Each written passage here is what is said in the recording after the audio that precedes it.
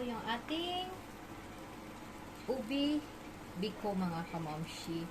So, ayan, may konting malagkit kasi. So, kinrab ko na kasi mas maganda din pag New Year na meron tayong gantong malagkit mga kamamshi. So, pati yung tutong sinama ko na.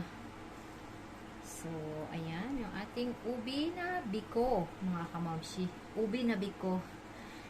So, sarap.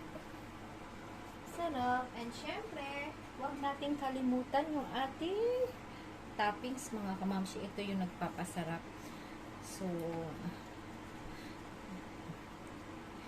2 cans po ito. So, as in, super dami nito mga kamamshi. So, as in, sarap-sarap.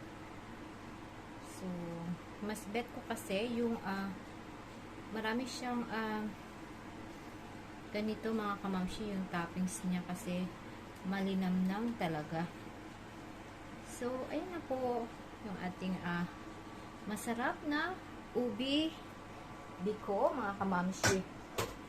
So, konting flex pa sa inyo. So, diba mga kamamshi?